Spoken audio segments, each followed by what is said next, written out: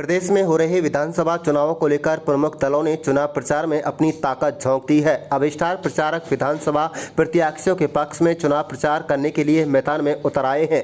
गुरुग्राम की सोहना विधानसभा से भाजपा प्रत्याशी तेजपाल तंवर के पक्ष में आज बुधवार को केंद्रीय राज्य मंत्री इंद्रजीत सिंह तावड़ू उपमंडल के गाँव कलवाड़ी में चुनाव प्रचार करने के लिए पहुंचे, जहाँ पर उन्होंने एक सभा को संबोधित किया। इस दौरान उन्होंने कहा कि प्रदेश में भारतीय जनता पार्टी और कांग्रेस में सीधा मुकाबला है। केंद्र में मोदी सरकार है। राज्य के विकास के लिए जो भी राशि आएगी वह केंद्र सरकार की ओर से जारी की जाएगी। इसलिए प्रदेश में तीसरी बार भारतीय जनता पार्टी की सरकार बनाने के लिए भाजपा के पक्ष में ही मतदान करें। भाजपा प्रत्याशी की प्रशंसा करते हुए केंद्रीय मंत्री ने कहा कि भले ही आदमी और पुराने भाजपाइयों को टिकट दिया गया हो, कोई भी मतदाता चूक ना करें। यदि विपक्षी पार्टी सत्ता में आई तो काम करवाने के लिए रोहतक में हाजिरी देनी होगी। वर्ष 2014 से पहले प्रदेश में जो भी सरकारें रहीं, उन्होंने क्षेत्रवाद की राजनीति की थी। हरियाणा का विकास केंद्र सरकार के माध्यम से ही होगा। केंद्र में मोदी सरकार 5 साल तक रहेगी। यदि दुर्भाग्य से कांग्रेस की सरकार बनी तो दक्षिणी हरियाणा से राजस्व के रूप में जानी राशि कांग्रेस शासित राज्यों में आएगी, फिर कोई सुनने वाला नहीं होगा।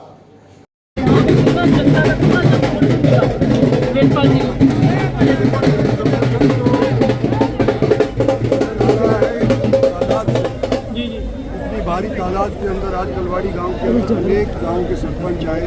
इसी गांव के लोगों ने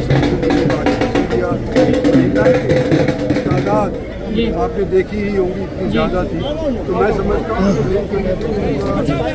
चुनाव बढ़त के ऊपर है और आने वाले समय में 5 तारीख तक एक क्लियर विनर नजर आएगा। जी, तो यहाँ पे हम आपने महिला की बात की तो कितना महिलाओं का एक बहुत बड़ा समूह आता है इसमें, तो कितना सपोर्ट मिल रहा है?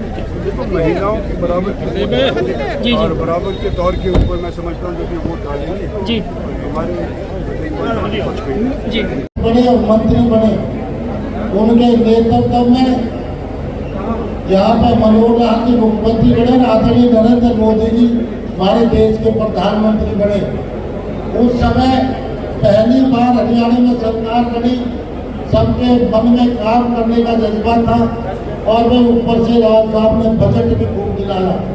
3000 करोड़ के करीब रुपया हमारी विधानसभा क्षेत्र में लगा और बहुत काम क्षेत्र में हुए।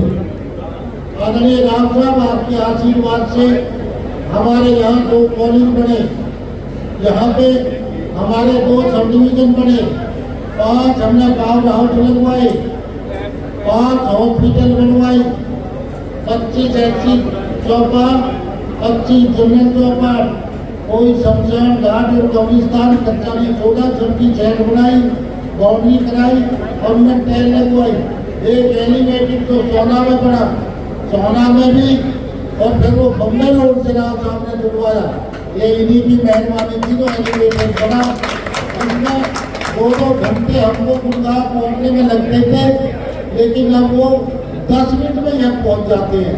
तो हमने जैसे 2 सब डिवीजन बढ़ाए, अब 2 बड़ी सचिवालय भी बढ़ रहे हैं और क्षेत्र में 25 स्कूल हमने 10वीं से 12वीं करवाए, 25 8वीं से 10वीं करवाए। गांव के कोई गली गिराने नाले सब हमने कंप्लीट कराए। गांव में कई, यहाँ पे ITI झामुवास में बनी, हमने कई कम्युनिटी सेंटर बनवाए, व्यायाम शालाएँ बनवाई।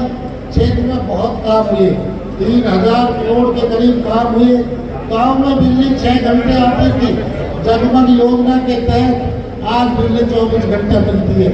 आदरणीय बुजुर्गों, तब देवीलाल ने 100 रुपये पेंशन की थी।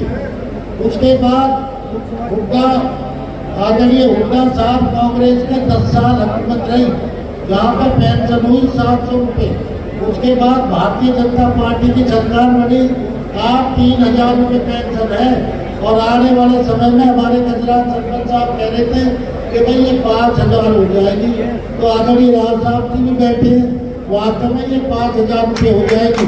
तो मैं और भारतीय जनता पार्टी की हुकूमत में शांति रही, कोई भाई आपस में कोई बात नहीं हुई। 5 साल अच्छी हुकूमत रही है, बहुत काम हुए। आदरणीय राम साहब ने यूनिवर्सिटी मराठी में बनवाई, जो पूरे इलाके का फायदा मिलेगा। 2300 एकड़ में वो यूनिवर्सिटी बनी है, उसका हम सबको यहाँ तक फायदा मिलेगा।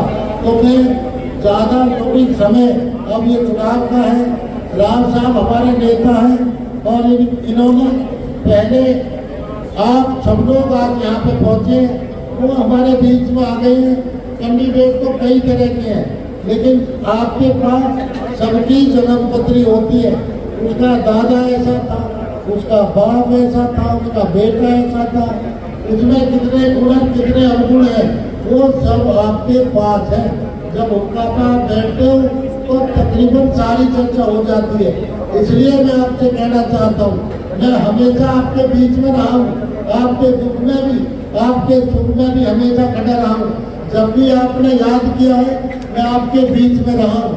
आगे भी मैं राव साहब बैठे उनके सामने आप सबको विश्वास दिलाता हूँ कि आने वाले समय में भी मैं हमेशा आपके बीच में रहूँगा, आपके दुख में भी रहूँगा, आपके सुख में भी सहभागी रहूँगा। हमेशा आपके कामों के लिए, चाहे केंद्र की बात हो चाहे प्रदेश की बात हो, आपके कामों की लड़ाई में लड़ता रहूँगा। आदरणीय राव साहब हमारे सहयोगी, उनकी वजह से बहुत काम क्षेत्र में हुए, आगे भी बहुत काम होंगे। मैं आपसे अपील करना चाहता हूँ कि आने वाले 5 तारीख को ज़्यादा से ज़्यादा मत डाल करके कमल के सामने का बटन दबा करके नंबर 1 पे ही हमारा चिन्ह है, जब मशीन पे पहुँचोगे